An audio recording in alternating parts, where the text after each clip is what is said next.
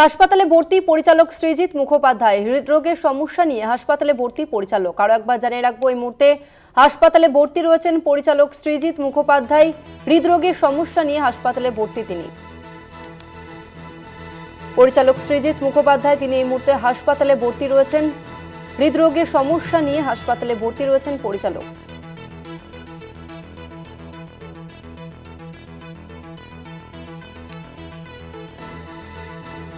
হাসপাতালে ভর্তি রয়েছেন পরিচালক সৃজিত মুখোপাধ্যায়। আচমকাই তার হৃদরোগের সমস্যা দেখা দেয় এবং যার কারণে তাকে হাসপাতালে ভর্তি করতে হয়।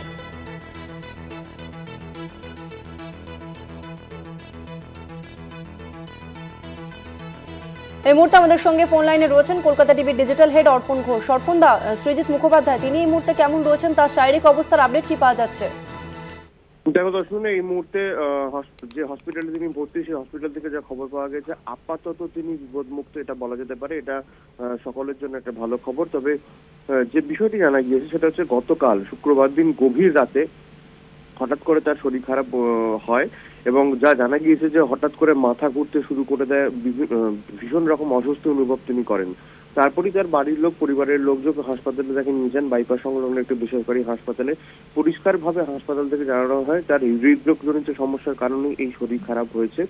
তাকে বিভিন্ন টেস্ট করতে দেওয়া হয়, টেস্ট করা হয়েছে, এখনো পর্যন্ত রিপোর্ট আসেনি। আজকে কিছুক্ষণের মধ্যে রিপোর্ট আসবে। তারপরই কিন্তু চিকিৎসকেরা তার শারীরিক অবস্থা কি, কোন দিকে তাকে শারীরিক অবস্থা নিয়ে যেতে হবে সেই সিদ্ধান্ত তিনি নেবেন। তবে যে বিষয়টি জানা গিয়েছে হাসপাতাল থেকে, যে প্রাথমিক চিকিৎসার পর আপাতত তিনি বিপদমুক্ত বলে জানা গিয়েছে। এবং সবচেয়ে বড় কথা হলো কিল বিল সোসাইটি 1 বৈশাখ তার নতুন সিনেমা মুক্তি পেয়েছে এবং যে হসপিটালে তার এই শুটিং হয়েছিল সেই হসপিটালে তিনি ভর্তি রয়েছেন। তবে এখনো পর্যন্ত যা খবর, আজকে রিপোর্ট আসার পরই কিন্তু সৃজিত মুখোপাধ্যায়ের চিকিৎসা কোন পথে যাবে সেটা সিদ্ধান্ত নেবে হাসপাতাল কর্তৃপক্ষ। ধন্যবাদ তোমাকে অর্পণ দা। আমরা কথা বললাম ডিজিটাল হেড অর্পণ ঘোষের সঙ্গে। আরো একবার জানিয়ে রাখবো, হাসপাতালে ভর্তি রয়েছেন পরিচালক সৃজিত মুখোপাধ্যায়। শুক্রবার রাতে হঠাৎই হৃদরোগের সমস্যা দেখা যায় এবং তারপরই একটি বেসরকারি হাসপাতালে তাকে ভর্তি করানো হয় এবং এই মুহূর্তে তার শারীরিক অবস্থা স্থিতিশীল রয়েছে। তবে রিপোর্ট এলে পরবর্তী কি পদক্ষেপ নেওয়া হবে তারপর জানা যাবে।